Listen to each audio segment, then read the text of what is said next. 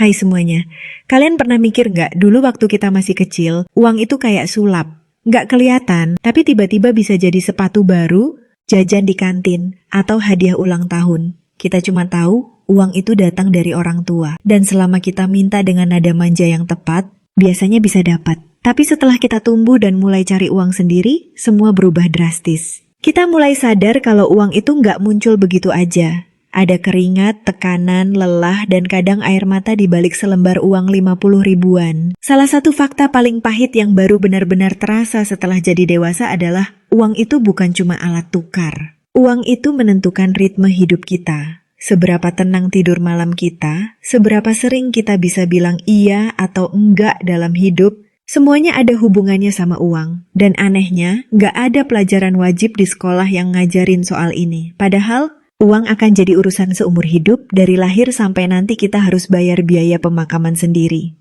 Kita tumbuh dengan ilusi bahwa kerja keras pasti bikin kaya, tapi ternyata realitanya jauh lebih kompleks. Ada orang yang kerja dari pagi sampai tengah malam, tapi tabungan tetap tipis. Sementara ada orang yang kerja kelihatannya santai, tapi saldo rekeningnya bisa bikin iri. Lalu kita pelan-pelan ngerti bahwa kerja keras aja nggak cukup. Yang penting bukan cuma berapa banyak uang yang kita hasilkan, tapi gimana kita memperlakukan uang itu. Kita jadi paham bahwa pengetahuan soal cara mengelola uang seringkali lebih penting dari seberapa banyak uang itu sendiri.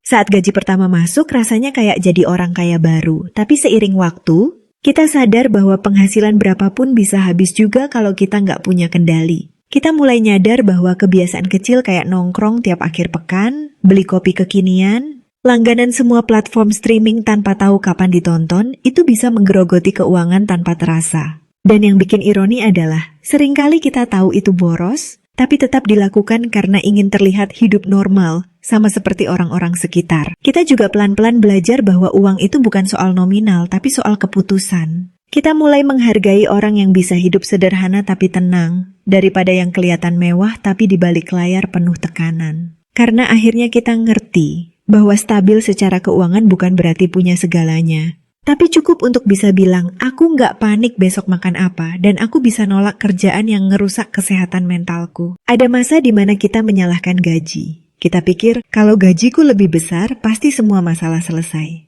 Tapi semakin dewasa, kita sadar bahwa bukan gajinya yang salah, tapi cara kita memakainya. Karena kenyataannya, banyak orang yang saat gaji 3 juta hidup pas-pasan, lalu saat gajinya 10 juta tetap pas-pasan juga.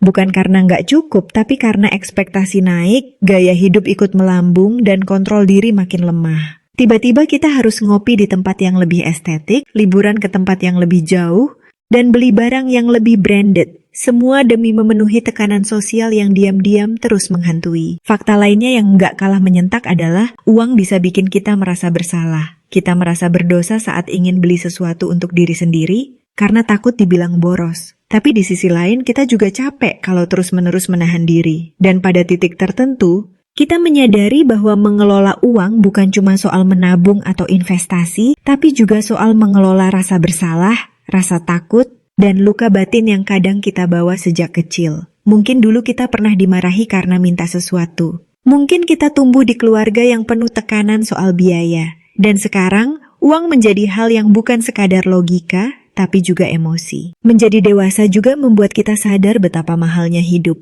Dulu kita cuma lihat angka-angka harga di supermarket tanpa mikir banyak. Sekarang, kita mulai ngerti bahwa harga minyak naik Rp2.000 bisa ngaruh ke struktur pengeluaran sebulan. Kita jadi terbiasa ngitung harga per gram, bandingin promo, dan nunggu tanggal gajian kayak nunggu jodoh.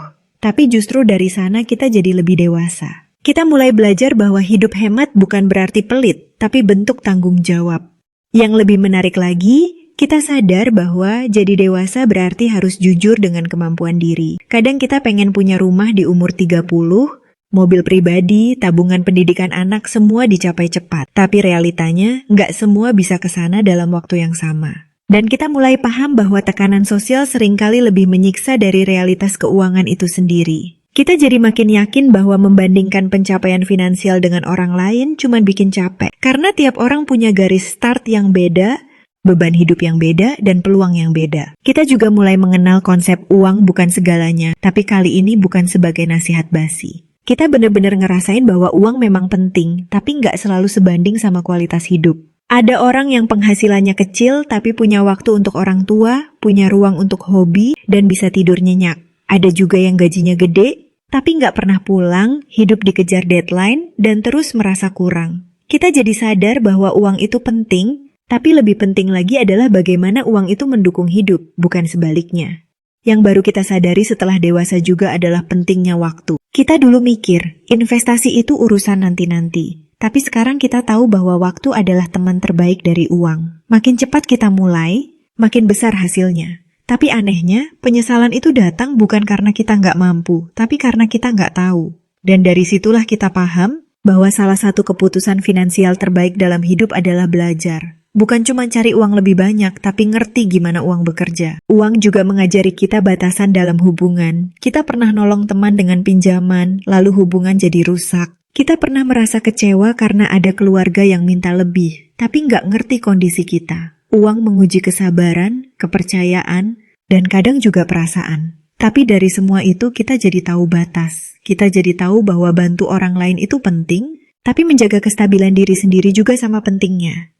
Dan satu lagi yang baru terasa setelah dewasa, uang bisa memperbesar siapa diri kita sebenarnya. Kalau kita dasarnya baik, uang akan memperluas kebaikan itu. Kita bisa bantu lebih banyak, berbagi lebih besar. Tapi kalau kita dasarnya impulsif, egois, atau serakah, uang bisa memperparah semuanya. Uang itu alat dan alat itu akan memantulkan karakter kita sendiri. Dan menyadari ini adalah langkah awal dari pertumbuhan keuangan yang sesungguhnya. Akhirnya kita sadar bahwa perjalanan finansial itu bukan tentang siapa paling cepat, tapi siapa yang paling tahan lama. Bukan soal mencapai segalanya dalam waktu singkat, tapi soal tetap sehat, tetap waras, dan tetap punya arah di tengah tekanan. Kita nggak harus tahu semua hal tentang uang, tapi kita harus cukup sadar untuk belajar. Kita nggak harus kaya raya, tapi kita harus cukup stabil untuk hidup tanpa takut. Dan kalau hari ini kamu masih merasa bingung, masih belajar, masih jatuh bangun, itu wajar. Itu bagian dari proses jadi dewasa secara finansial. Yang penting, jangan berhenti. Jangan berhenti belajar, jangan berhenti refleksi, dan jangan berhenti mengingat bahwa kamu berhak atas hidup yang tenang. Uang akan selalu datang dan pergi, tapi kedewasaan dalam memperlakukan uang akan tinggal dan membentuk kamu jadi orang yang jauh lebih kuat. Semoga video ini bermanfaat. See you di next video.